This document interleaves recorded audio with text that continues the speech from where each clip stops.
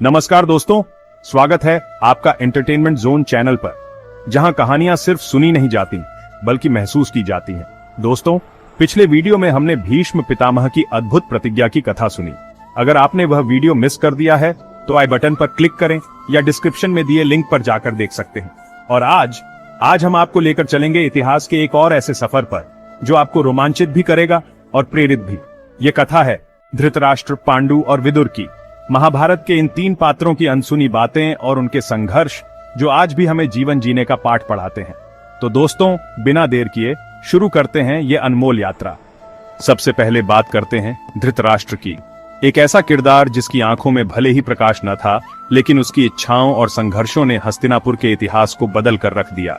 धृतराष्ट्र का जन्म ऋषि वेद व्यास के आशीर्वाद से हुआ, लेकिन अंबिका द्वारा आंखें बंद कर लेने के कारण वे जन्म से ही अंधे थे।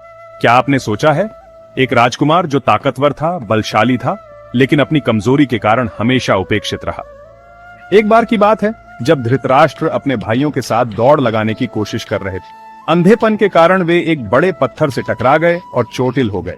यह चोट केवल शारीरिक नहीं थी, यह उनके दिल पर भी लगी थी।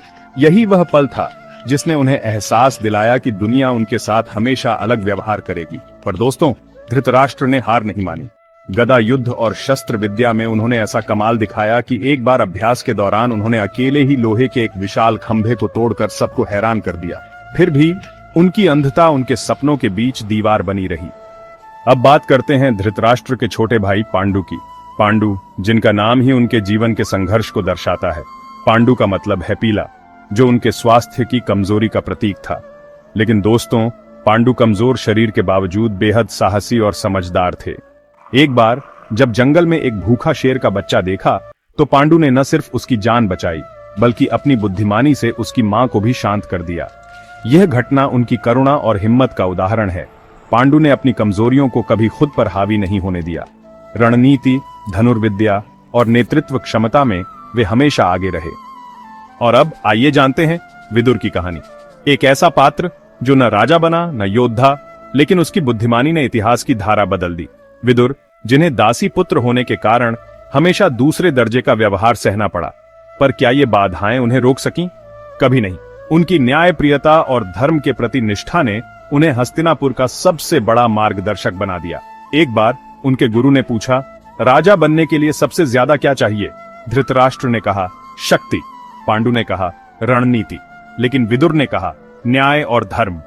दोस्तों, यही विदुर का जीवन का सार था, सत्य और न्याय के पथ पर अडिग रहना। एक बार जब महल में सांप घुस आया तो विदुर ने उसे मारा नहीं, बल्कि पकड़कर जंगल में छोड़ दिया। यह उनकी करुणा और समझदारी को दर्शाता है। महाभारत के अनुसार धृतराष्ट्र, पांडु और विदुर को उनके बचपन में शिक्षा और युद्ध कला सिखाने के लिए गुरुकुल भेजा गया था। उस समय की गुरुकुल प्रणाली अपने आप में अद्भुत थी।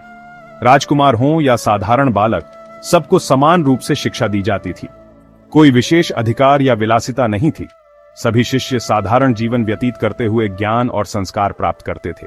धृतराष्ट्र, पांडु और विदुर के पहले गुरु थे कृपाचार्य। उन्होंने तीनों भाइयों को वेद, धर्म, राजनीति और युद्ध कला की प्रारंभिक शिक्षा दी। खास तौर पर उन्होंने इन राजकुमारों को धनुर्विद्या, गदा युद्ध और अन्य युद्ध कौशल का अभ्यास कराया। इसके बाद इनकी शिक्षा को गुरु द्रोणाचार्य ने और भी ऊंचाई दी। गुरु द्रोणाचार्य, जो अपने समय के महान धनुर्धर और रणनीति के विशेषज्ञ थे, ने इन भाइयों को उच्च स्तर की युद्ध कला, राजनीति और रणनीति सिखाई। उनके प्रशिक्षण ने इन्हें महान योद्धा बनने में मदद की।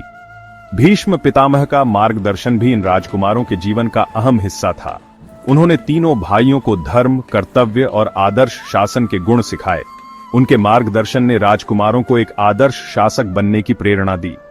आमतौर पर राजकुमारों को 8 से 12 वर्ष की आयु में गुरुकुल भेजा जाता था। वहां वे अपने संस्कार और व्यवहार को सीखते। वेद, धर्मशास्त्र, राजनीति और युद्ध कौशल जैसे विषयों की शिक्षा प्राप्त करते। शारीरिक और मानसिक अनुशासन के लिए कठोर प्रशिक्षण लिया करते। गुरु ने एक बार तीनों भाइयों को उनकी विशेषताओं के अनुसार अलग अलग कार्य सौंपे। धृतराष्ट्र ने अपनी अद्भुत शारीरिक शक्ति का परिचय देते हुए एक बड़े वृक्ष को उखाड़ दिया। पांडु को शिकार के लिए भेजा गया। जंगल में उन्होंने अपनी चतुराई और रणनीति से एक खतरनाक शेर को पकड़ लिया। यह उनकी हिम्मत और नेतृत्व क्षमता का प्रतीक था। विदुर को न्याय पर एक निबंध लिखने का कार्य दिया गया।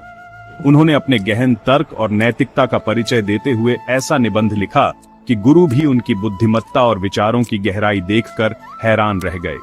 गुरुकुल में बिताया समय सिर्फ शिक्षा का नहीं, बल्कि चरित्र निर्माण का भी था। तो दोस्तों, धृतराष्ट्र, पांडु और विदुर की बचपन की यह कहानी हमें सिखाती है कि चाहे परिस्थितियां कितनी भी कठिन क्यों न हो, संघर्ष और मेहनत ही आपको एक अलग पहचान दिलाती है। धृतराष्ट्र ने अपनी ताकत से दुनिया को चौंकाया, पांडु ने अपनी करुणा और साहस से प्रेरित किया और विदुर ने धर्म और न्याय का उदाहरण स्थापित किया। अगर ये कथा आपको प्रेरित करती है तो वीडियो को लाइक करें और कमेंट में बताएं कि आपको सबसे ज्यादा किसकी कथा प्रभावित किया। और हाँ, चैनल को सब्सक्राइब करना न भूलें, क्योंकि अगले वीडियो में हम इन 3 भाइयों की विवाह की रोचक कथाएं लेकर आएंगे। तब तक के लिए धन्यवाद।